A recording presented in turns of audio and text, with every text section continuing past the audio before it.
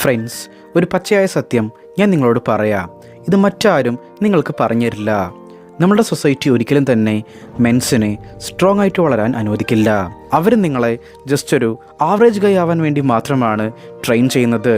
നൈസായിരിക്കുക, silent ആവുക, ഒറ്റപ്പെടാതിരിക്കുക, ആരെയും എതിർക്കാതിരിക്കുക, rules follow ചെയ്യുക, എന്നാൽ സേഫ് ആയിരിക്കാം എന്നുള്ളതായിരിക്കും അവർ നിങ്ങളെ പഠിപ്പിക്കുക. എന്നാൽ ഒന്ന് ചിന്തിച്ച് നോക്കൂ, വേൾഡ് ഹിസ്റ്ററിയിൽ ഇൻസ്ട്രക്ഷൻസ് ഫോളോ ചെയ്ത ആരും തന്നെ വലുതായി ഒന്നും സാധിച്ചിട്ടില്ല. ആരൊക്കെയാണോ സ്വയം ചിന്തിച്ചത്, ആരെയാണോ അവൻ അറഗൻ്റാണ്, ഡേഞ്ചറസ് ആണ്, ധിക്കാരിയാണെന്ന് പറഞ്ഞ് ഈ സൊസൈറ്റി മുദ്ര കുത്തിയത്, അവർക്ക് മാത്രമേ ഈ ലോകത്തെ മാറ്റിമറിക്കാൻ സാധിച്ചിട്ടുള്ളൂ. സോ ഇന്നത്തെ ഒരു വീഡിയോയിൽ ഒരു ബാഡ് ബോയ് എന്നാൽ ശരിക്കും എങ്ങനെയാണ്, എന്തുകൊണ്ടാണ് ഡോമിനൻ്റ് മെൻ മാത്രം ഈ ലോകത്തെ റൂൾ ചെയ്യുന്നത്, ഇങ്ങനെയുള്ളവരെ എന്തുകൊണ്ടാണ് സ്ത്രീകൾ കൂടുതലായിട്ടും ഇഷ്ടപ്പെടുന്നത്, ആൻഡ് ഒരു ആവറേജ് മൈൻഡ് സെറ്റ് വിട്ട് എങ്ങനെ ഒരു സ്ട്രോങ് മൈൻഡ് സെറ്റ് ബിൽഡ് ചെയ്യാൻ സാധിക്കും, ഇതേപ്പറ്റിയാണ് നമ്മൾ നോക്കാൻ പോകുന്നത്. So let's begin. Number 1, society trains you to be submissive. ചെറുപ്പം മുതൽ തന്നെ നമ്മളെ ഒബീഡിയൻസ് ആയി ഇരിക്കാനാണ് എല്ലാവരും ട്രെയിൻ ചെയ്യുന്നത്. നേരെ ഇരിക്കുക, മറ്റുള്ളവരെ അനുസരിക്കുക, എതിർത്ത് സംസാരിക്കാതിരിക്കുക, അഡ്ജസ്റ്റ് ചെയ്യുക, എറ്റ്സെട്ര. ഇനി ഇത് നിങ്ങൾ ചെയ്തിട്ടില്ലെങ്കിൽ നിങ്ങളെ പ്രോബ്ലമാറ്റിക് എന്നും പറഞ്ഞ് ലേബൽ ചെയ്യും. എന്നാൽ സത്യം എന്താണെന്നാൽ ഈ ഒരു സൊസൈറ്റിക്ക് വേണ്ടത് ഫോളോവേഴ്സിനെയാണ്. എല്ലാവരും സ്വയം ചിന്തിക്കാൻ തുടങ്ങിയിട്ടുണ്ടെങ്കിൽ, ക്വസ്റ്റ്യൻ ചെയ്യാൻ തുടങ്ങിയിട്ടുണ്ടെങ്കിൽ ഈ ഒരു സിസ്റ്റം കൊലാപ്സ് ആകും. സോ ഈ ഒരു സൊസൈറ്റി ഒബീഡിയൻസ്, അതായത് അടങ്ങിയിരിക്കുന്നവർക്ക് മാത്രമേ റിവാർഡ് നൽകുകയുള്ളൂ, ഗ്രേറ്റ്നെസ്സിന് നൽകില്ല. ഇതുകൊണ്ടാണ് ആവറേജ് ആയിരിക്കുന്നവരെ പ്രൈസ് ചെയ്യുന്നത്, ഡോമിനൻ്റ് ആയിരിക്കുന്നവരെ ഡിസ്കറേജ് ചെയ്യുന്നത്. ഒരു ഡോമിനൻ്റ് മാനിന് മാത്രമേ ഈ ലോകം ഭരിക്കാൻ സാധിക്കുകയുള്ളൂ. ഹിസ്റ്ററി നോക്കുക, ഇപ്പോൾ ഉള്ള സിറ്റുവേഷൻ നോക്കുക. ലീഡേഴ്സ് ആയിട്ടുള്ളവർ ഒരിക്കലും പൊളൈറ്റ് ആയിരിക്കില്ല, അവർ ഡിസിസീവ് ആയിരിക്കും, അവർ തീരുമാനമെടുക്കും, ആരോടും പെർമിഷൻ ചോദിക്കില്ല, അപ്രൂവലും ചോദിക്കില്ല. അവർ ഒബ്സർവ് ചെയ്യും, ചിന്തിക്കും, ആക്ഷൻ എടുക്കും. എന്തിനും അപ്രൂവൽ ചോദിക്കുന്ന ഒരാളെ ഈ ലോകം ഫോളോ ചെയ്യില്ല.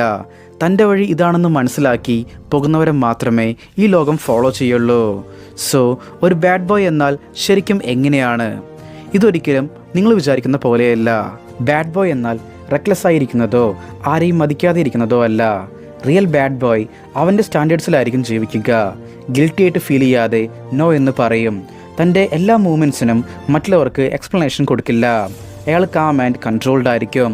ഡോമിനൻസ് എന്നാൽ മറ്റുള്ളവരുടെ മേലെ ആധിപത്യം സ്ഥാപിക്കുക എന്നുള്ളതല്ല. നിങ്ങൾ നിങ്ങളായി ആരുടെ മുമ്പിലും കോൺഫിഡൻ്റ് ആയിട്ട് നിൽക്കുന്നതാണ്.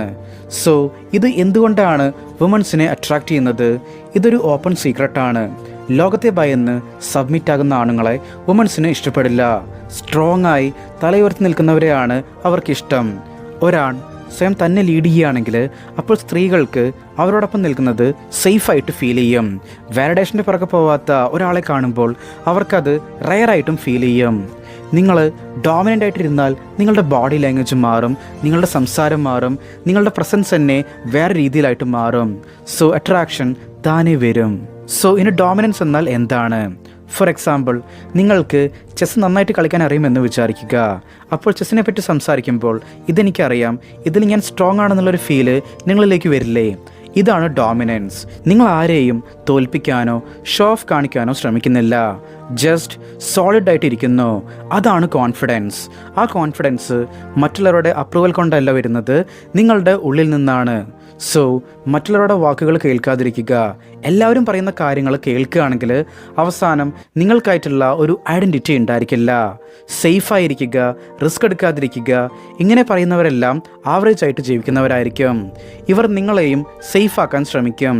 എന്നാൽ സേഫ്റ്റി ഗ്രേറ്റ്നെസ് തരില്ല, കംഫേർട്ടായിരിക്കും തരിക. So build A mind of your own. ആരെന്ത് പറഞ്ഞാലും ഇതെന്നെ സ്ട്രോങ് ആക്കുകയാണോ വീക്ക് ആക്കുകയാണോ എന്ന് ചിന്തിക്കുക. റൂൾസിനെ ക്വസ്റ്റ്യൻ ചെയ്യുക. ബ്ലൈൻഡായി എന്തിനേയും റിജക്റ്റ് ചെയ്യാതിരിക്കുക.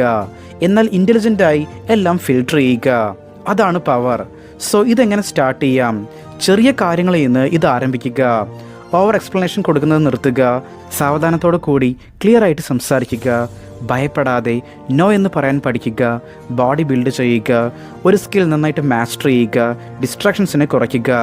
ഡോമിനൻസ് നിങ്ങളുടെ വാക്കുകളിൽ നിന്നല്ല വരേണ്ടത്, അത് സൈലൻ്റായിട്ട് ബിൽഡാകണം. നിങ്ങൾ മാറിയെന്നുള്ളത് നിങ്ങൾ പറയാതെ നിങ്ങൾ ഇന്ന് ഫീൽ ചെയ്യണം.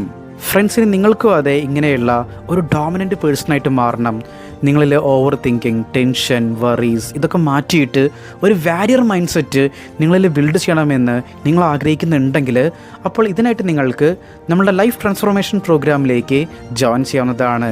ഇവിടെ നിങ്ങളുടെ mental health, physical health, overall personality ഇതൊക്കെ ഇമ്പ്രൂവ് ആക്കാനുള്ള ട്രെയിനിങ് നമ്മൾ നിങ്ങൾക്കായിട്ട് പ്രൊവൈഡ് ചെയ്യുന്നതായിരിക്കും. ഒരു പേഴ്സണൽ മെൻറ്ററുടെ സപ്പോർട്ടും ഈ ദിവസങ്ങളിൽ നിങ്ങൾക്കായിട്ട് ലഭ്യമായിരിക്കും. സോ ഒരു വാരിയർ മൈൻഡ് സെറ്റ് നിങ്ങളിൽ ബിൽഡ് ചെയ്യണമെന്ന് നിങ്ങൾ ആഗ്രഹിക്കുന്നുണ്ടെങ്കിൽ അപ്പോൾ ഈ ഒരു നമ്പറിലേക്ക് സപ്പോർട്ട് എന്ന് വാട്സപ്പ് ചെയ്യുക. നമ്മൾ നിങ്ങളെ കോൺടാക്റ്റ് ചെയ്യുന്നതായിരിക്കും. Okay friends, that's it. Stay strong, stay positive, stay motive.